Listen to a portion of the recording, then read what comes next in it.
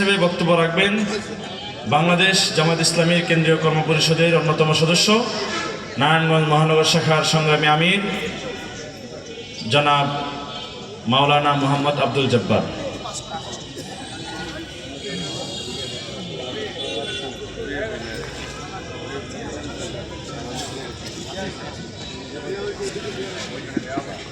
আসসালামু আলাইকুম ওয়া রাহমাতুল্লাহি ওয়া বারাকাতুহু।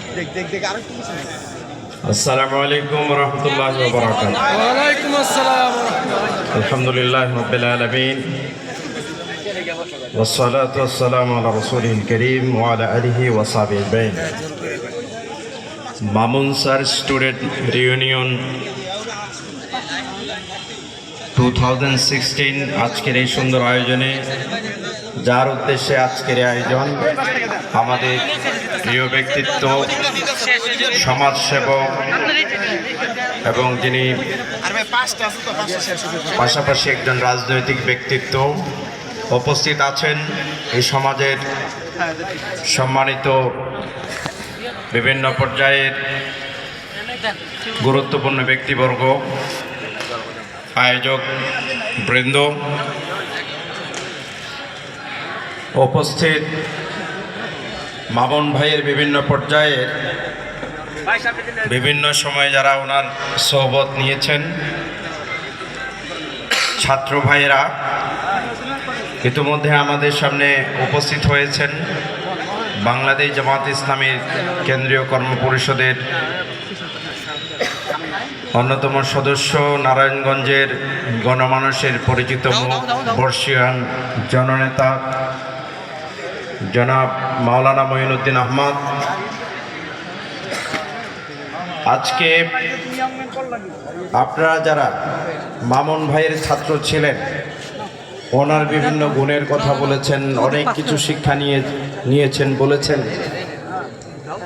এগুলোতে আমরা আবেগ আপ্লুত হয়েছি, গর্বিত হয়েছি, উৎসাহিত হয়েছে। কিন্তু একটি বিষয় কি কখনো খেয়াল করেছেন?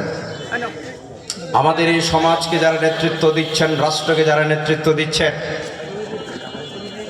এই রাষ্ট্রের নেতৃত্ব যথাযথভাবে ফাংশন না করার কারণে, তাদের দায়িত্ব ঠিকঠাকভাবে পালন না করার কারণে আজকে দীর্ঘ বছরের পর বছর বাংলাদেশ গতিহীনভাবে আমরা বারবার দুর্নীতিতে চ্যাম্পিয়ন, বারবার অকার্যকর রাষ্ট্রের দিকে আমরা এগিয়ে যাচ্ছি। প্রকৃতপক্ষে বাংলাদেশের মানুষ তাদের যে অধিকার, সে অধিকার তারা এখনো পর্যন্ত বুঝে পায়নি। সেই জায়গা থেকে আমি বলতে চাই,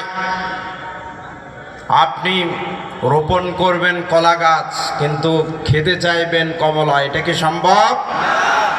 সেজন্য মনে হয় আজকে একটি সুযোগ এসেছে।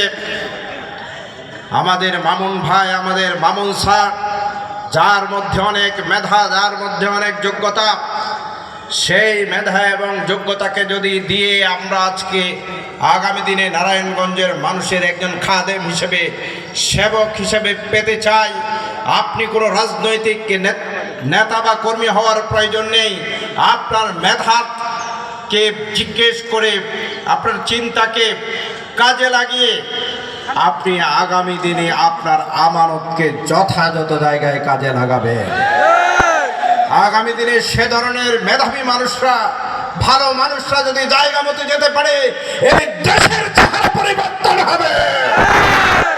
সেই নারায়ণগঞ্জের এত এখানে সম্ভাবনা, এই সম্ভাবনার পরেও আমরা বারবার এখানে আমরা নানা ধরনের ন্যারেটিভে এত ক্লান্ত, এত নজ্জমান, এত ব্যথিত, দুঃখিত হয়ে গিয়েছি। আমরা সারা বাংলাদেশে আজকে কালো তালিকাভুক্ত আছি। সেই কালো তালিকাভুক্ত থেকে আমরা যদি নিজেদেরকে নেতৃত্ব করতে চাই, এই নারায়ণগঞ্জের উন্নয়ন করতে চাই, একজন ভালো মানুষকে সামনে রাখতে চাই, আজকে মামুন ভাইদের ছাত্রদের কাছে আমি অনুরোধ করি, তিনি আমাদের নেতা সেটা বাদ দেন, তিনি একজন আমানতদার হিসেবে নারায়ণগঞ্জের মানুষের আগামী দিনের অধিকারের জন্য আমরা সামনে দিতে পারি কিনা, তাহলে আমরা আমাদের আমানতকে যথাযথ জায়গায় আমরা পৌঁছে দেব ইনশাআল্লাহ। আজকে আমাদের আহ্বায়ক ভাই এবং সদস্য সচিব যারা এই সুন্দর আয়োজন করেছেন, আমার তরফ থেকে, আমার দলের তরফ থেকে মোবারকবাদ জানাচ্ছি। আমরা 12 তারিখে একটি ভালো সম্ভাবনার, ভালো সুসংবাদের জন্য সবাই অপেক্ষা করছে ইনশাআল্লাহ।